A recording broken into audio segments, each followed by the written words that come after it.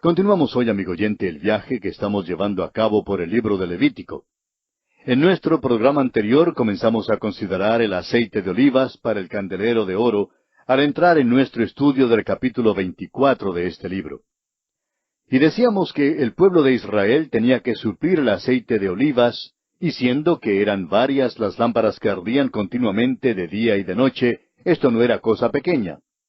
Pero esto daba a cada israelita, tanto como a los de la tribu de Leví, un interés personal en el servicio del tabernáculo. Ahora, el aceite de olivas tenía que ser puro, libre de hojas y de cualquier impureza.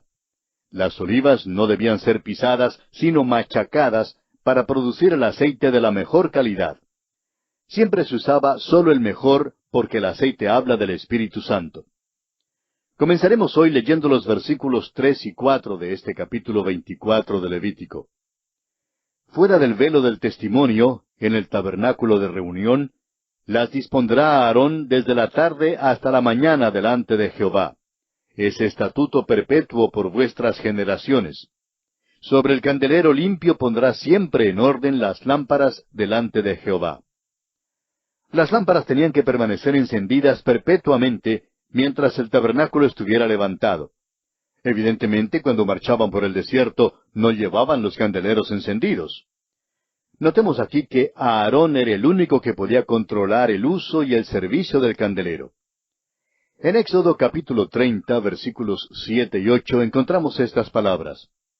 Y Aarón quemará incienso aromático sobre él. Cada mañana cuando aliste las lámparas lo quemará. Y cuando Aarón encienda las lámparas al anochecer, quemará el incienso, rito perpetuo delante de Jehová por vuestras generaciones. Como dijimos en nuestro programa anterior, el Señor Jesucristo está caminando hoy en día en medio de los candeleros. Él es nuestro gran sumo sacerdote y creemos que Él nos va despabilando de vez en cuando. Él viene a nuestros corazones y vidas y a veces tiene que apagar una luz que da humo en lugar de luz. Y pasamos ahora a considerar la flor de harina para la mesa de la proposición. Leamos los versículos 5 al 7 de Levítico capítulo 24. Y tomarás flor de harina y cocerás de ella 12 tortas. Cada torta será de 2 décimas de efa, y las pondrás en 2 hileras, 6 en cada hilera, sobre la mesa limpia delante de Jehová. Pondrás también sobre cada hilera incienso puro, y será para el pan como perfume, ofrenda encendida a Jehová. La flor de harina debía ser suplida por el pueblo como también el aceite de olivas.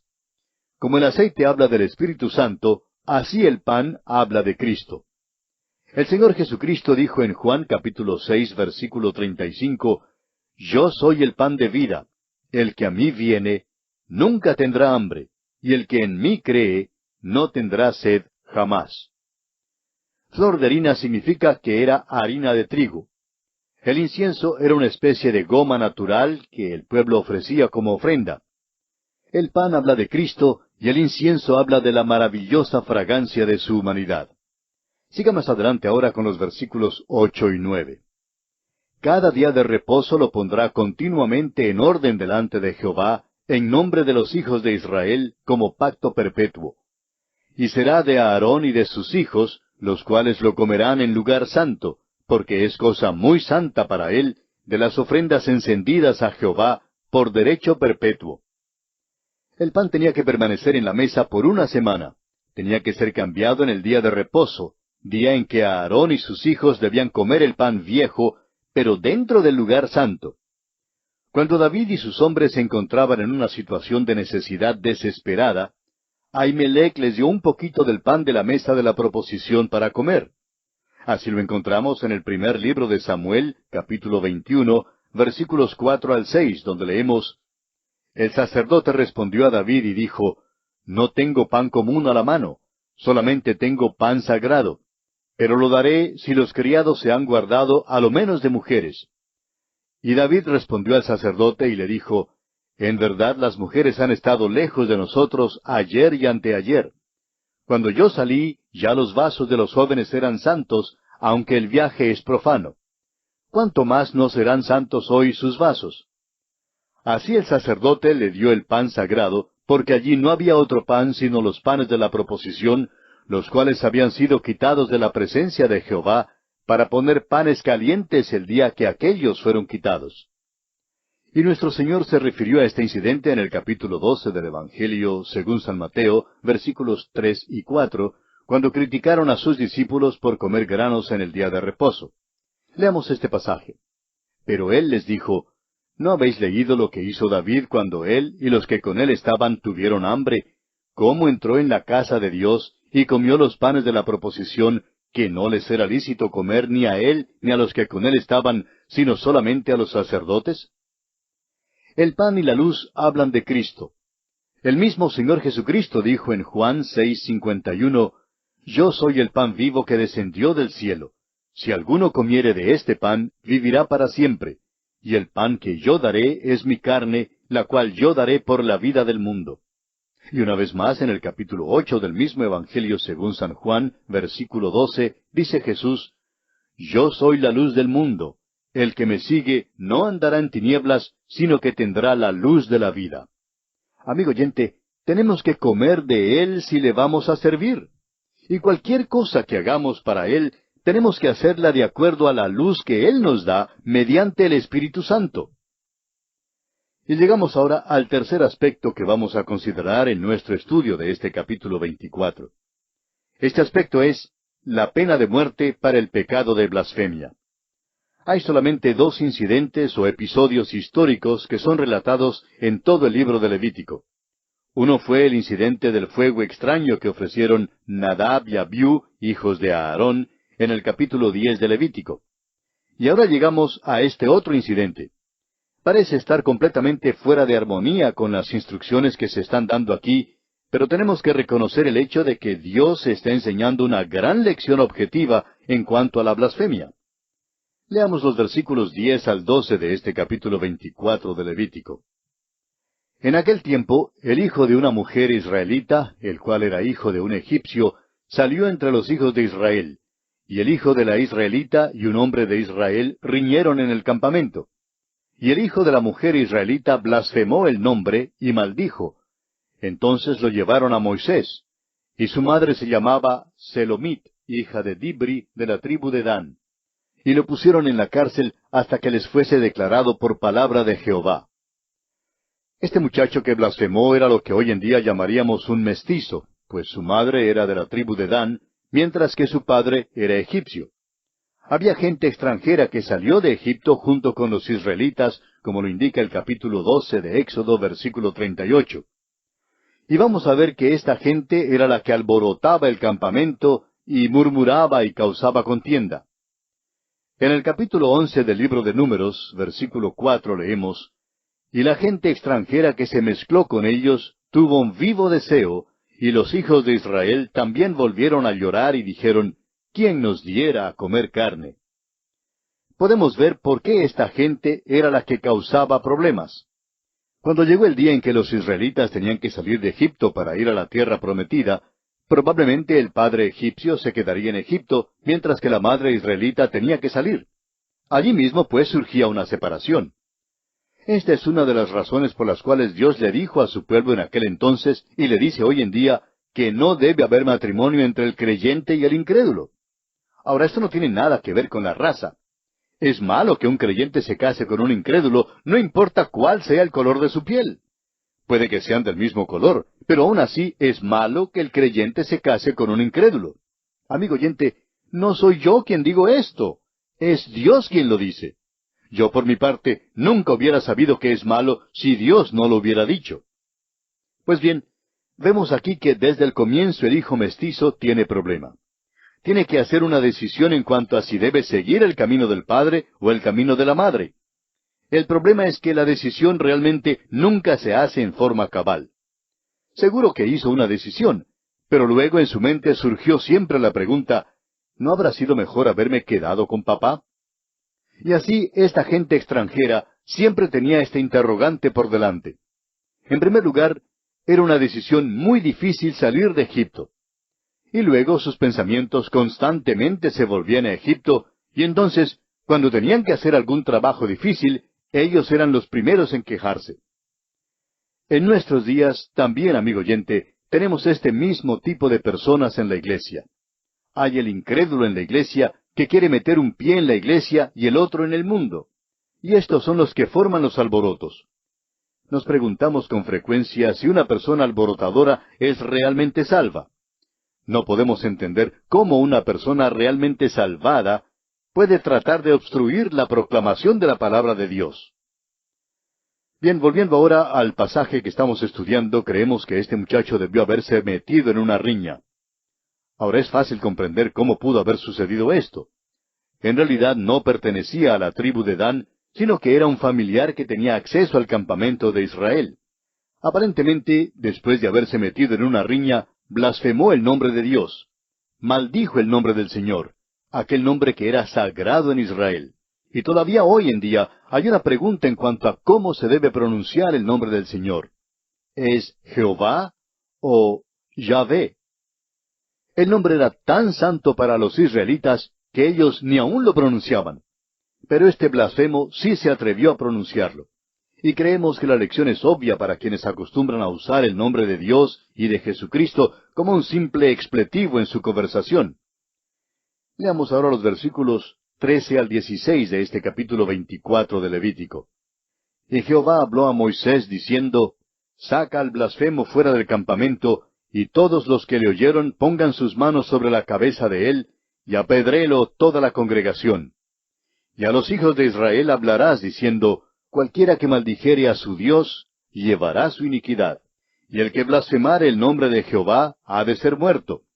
Toda la congregación lo apedreará, así el extranjero como el natural, si blasfemare el nombre, que muera. Dios entregó su fallo condenatorio y la pena era muerte por lapidación. Debemos juzgar la gravedad del crimen según la pena que Dios infligió. Todos los que habían oído blasfemar al muchacho tenían que ponerle sus manos sobre la cabeza de este muchacho, denotando así que la culpa estaba solamente en el muchacho. Ahora, la pena de muerte era requerida por blasfemar contra Dios, y estaba establecido que la pena tenía que ser pagada tanto por el israelita como por cualquier extranjero que habitase en la tierra con ellos y que blasfemare el nombre de Dios. Leamos ahora los versículos 17 al 22 de Levítico, capítulo 24. Asimismo, el hombre que hiere de muerte a cualquiera persona, que sufra la muerte. El que hiere a algún animal, ha de restituirlo, animal por animal.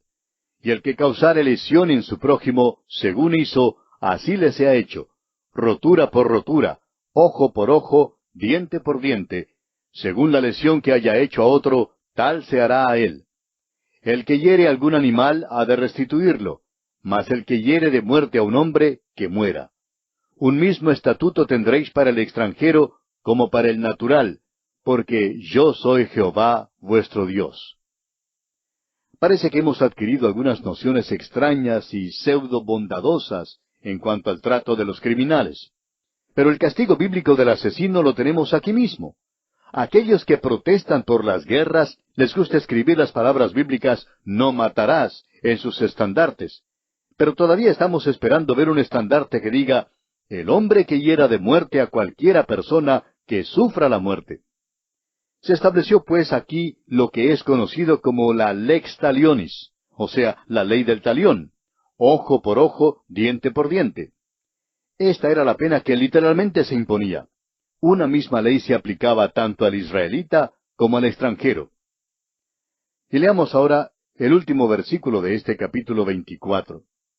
Y habló Moisés a los hijos de Israel, y ellos sacaron del campamento al blasfemo y lo apedrearon. Y los hijos de Israel hicieron según Jehová había mandado a Moisés. Tenemos aquí una gran lección moral. El nombre de nuestro Dios es sagrado y debe ser protegido. La blasfemia es un crimen del más intenso matiz. La vida humana, por su parte, también es sagrada y tiene que ser protegida. Dios provee igualmente la protección de las propiedades personales. Dios, amigo oyente, es justo en todos sus tratos. Nosotros también somos culpables delante de Dios, pero Cristo ha llevado sobre sí mismo nuestra sentencia de muerte.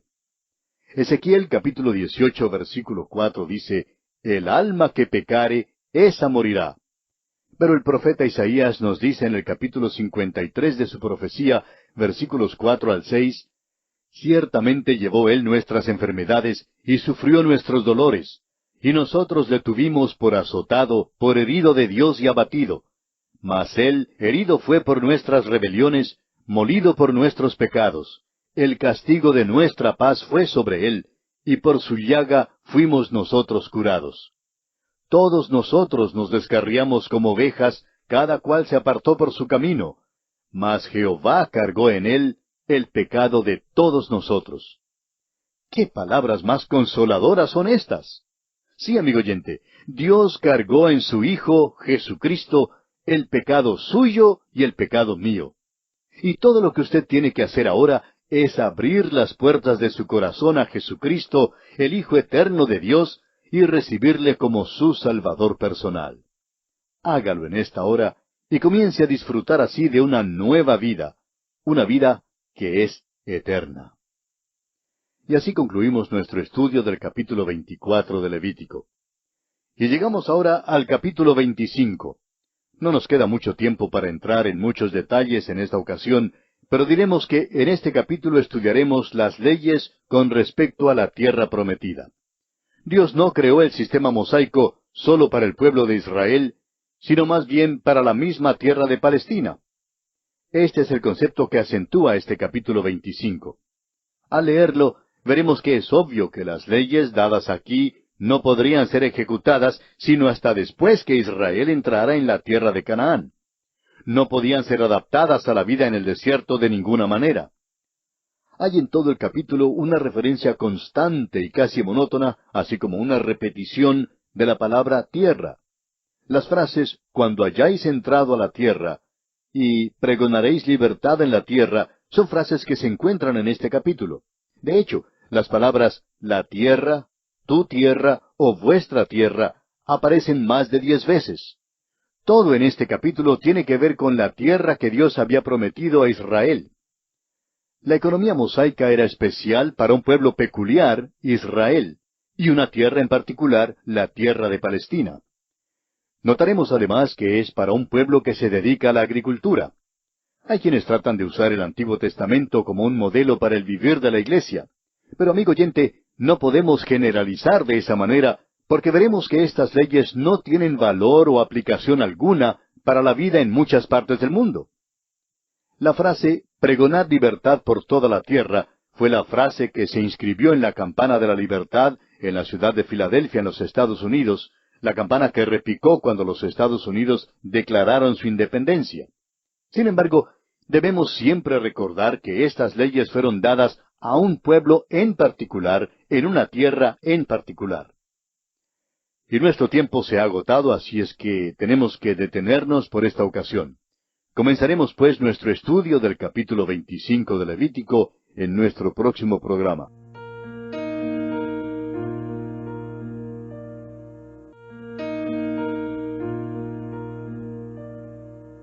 Continuamos hoy, amigo oyente, nuestro estudio del libro de Levítico.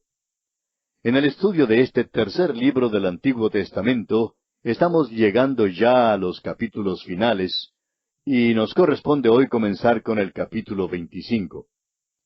Y dijimos en nuestro programa anterior que en este capítulo estudiaríamos las leyes relacionadas con la tierra prometida. Decíamos que Dios no creó el sistema mosaico solo para el pueblo de Israel, sino más bien para la misma tierra de Palestina. Este es el concepto que acentúa este capítulo 25. Al leerlo, veremos que es claro, es obvio que las leyes dadas aquí no podrían ser ejecutadas sino hasta después que Israel entrara en la tierra de Canaán. No podían ser adaptadas a la vida en el desierto de ninguna manera.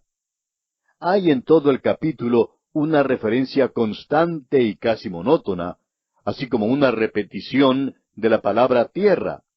Las frases «cuando hayáis entrado a la tierra» y «pregonaréis libertad en la tierra» son frases que se encuentran en este capítulo.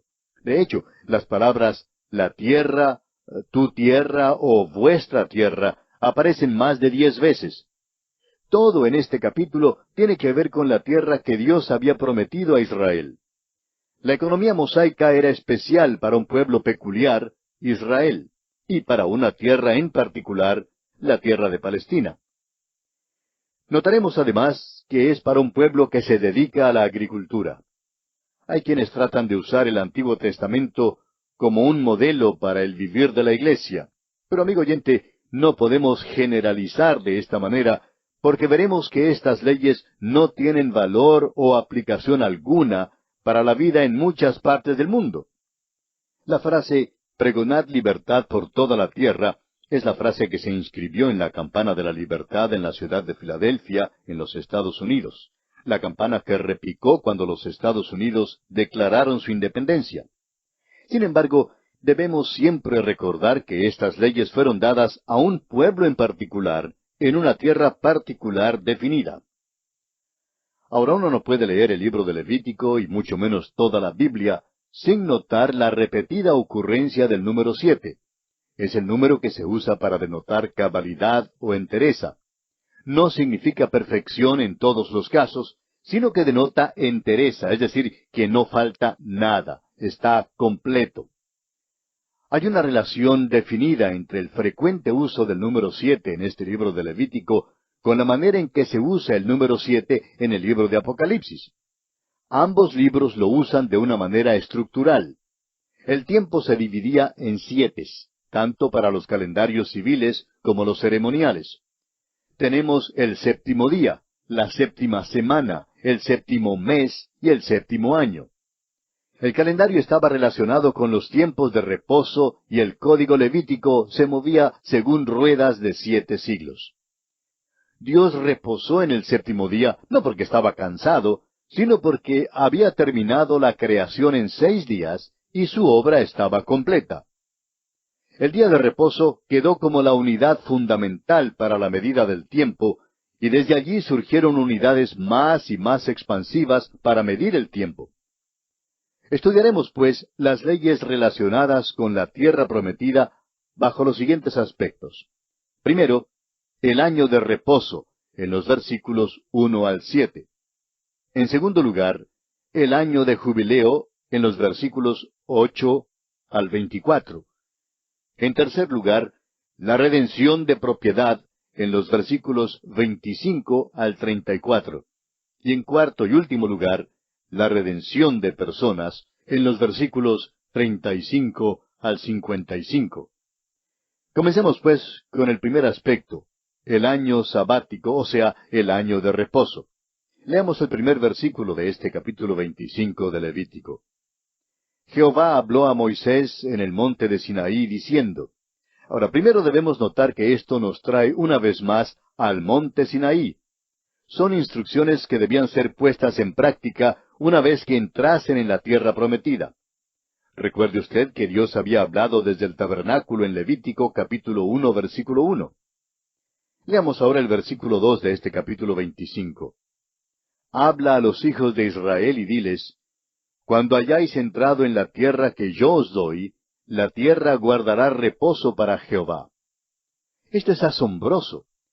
Hay un día de reposo para la tierra, así como lo hay para el hombre. El séptimo día data del tiempo de la creación, cuando Dios reposó de sus trabajos, porque su obra de creación estaba completa. El sábado significa reposo, y en su significado final se refiere al reposo de la redención. Esto es lo que significa en Hebreos, donde no se refiere a un día, sino al reposo final de la redención. Dice el escritor a los Hebreos en el capítulo 4, versículos 9 al 11, Por tanto, queda un reposo para el pueblo de Dios, porque el que ha entrado en su reposo, también ha reposado de sus obras, como Dios de las suyas. Procuremos, pues, entrar en aquel reposo, para que ninguno caiga en semejante ejemplo de desobediencia.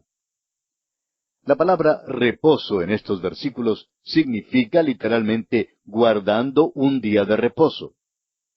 Es obvio en estos días de agricultura científica que el dejar descansar la tierra durante el séptimo año era bueno para la tierra. También era un reposo para los que cultivaban la tierra, aunque podrían seguir desempeñando ciertos deberes necesarios. Este año sabático para la tierra era para librar al israelita de la codicia. En realidad, Fue la violación de estos reglamentos sobre el año de reposo lo que motivó la entrada de Israel en los 70 años de la cautividad que estudiaremos en el segundo libro de Crónicas, capítulo 36, versículo 21, donde dice, para que se cumpliese la palabra de Jehová por boca de Jeremías, hasta que la tierra hubo gozado de reposo, porque todo el tiempo de su asolamiento reposó hasta que los 70 años fueron cumplidos. Ellos no guardaron ninguno de los 70 años de reposo que debían haber observado en un período de 490 años, y por tanto pasaron 70 años en la cautividad. Leamos ahora los versículos 3 y 4 de este capítulo 25 de Levítico. 6 años sembrarás tu tierra, y 6 años podarás tu viña, y recogerás sus frutos. Pero el 7º año la tierra tendrá descanso, reposo para Jehová.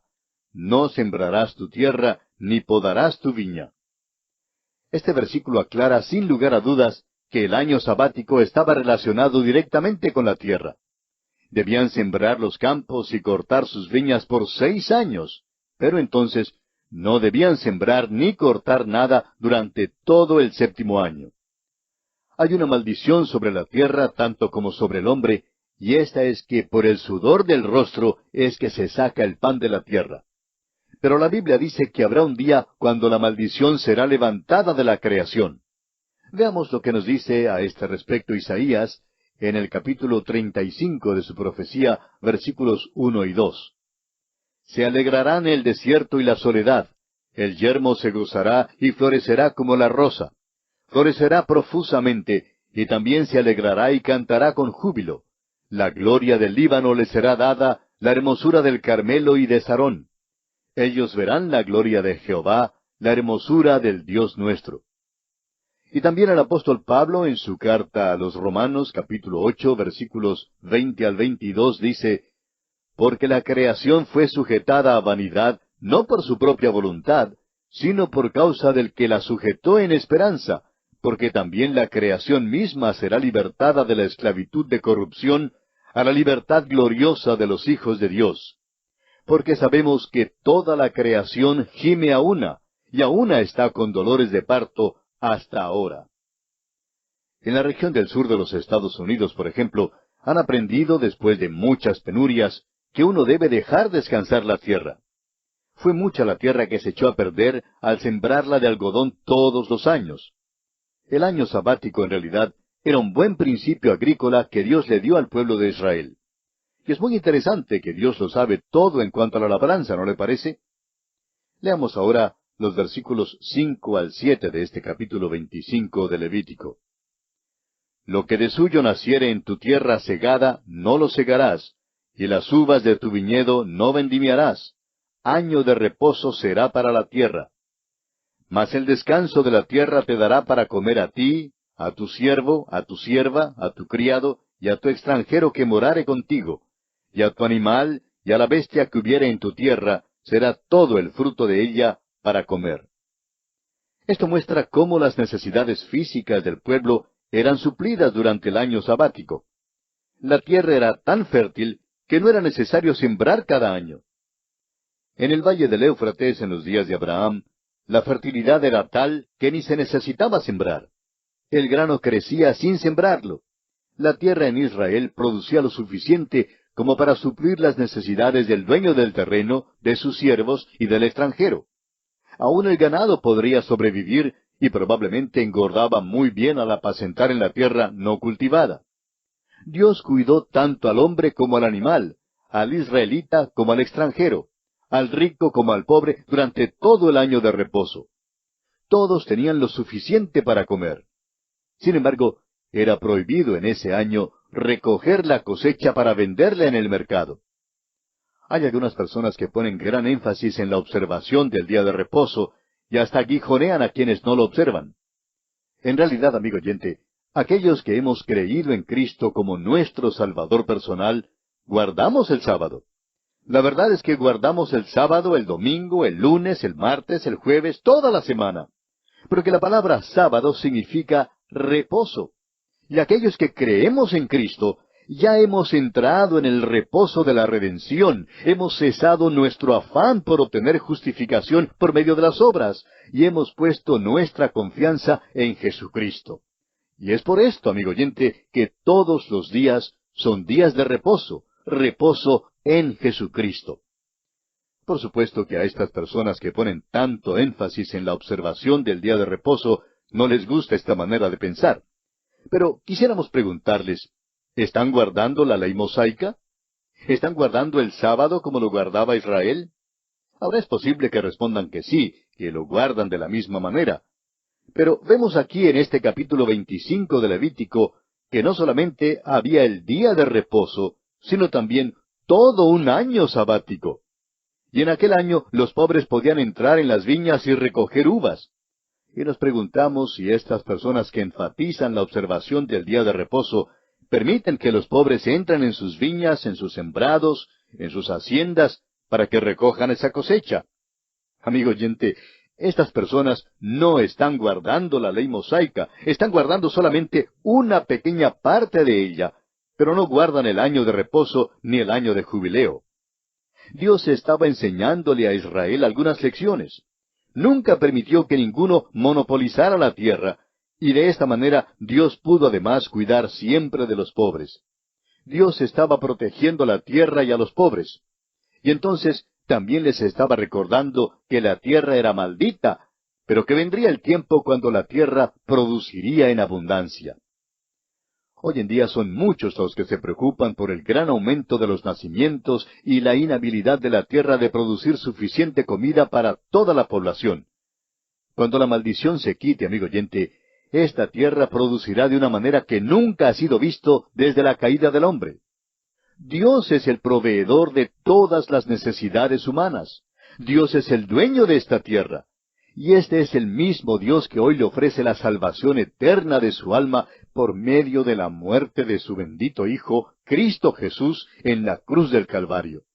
Acuda, pues, amigo oyente, ahora mismo al Hijo de Dios y acéptele en su corazón como su todo y suficiente Salvador. Y Él suplirá todas sus necesidades y le dará la verdadera satisfacción de su vida. Que el mismo Dios ponga en su corazón el deseo de dar este paso decisivo que marcará su destino eterno, es nuestra más ferviente oración.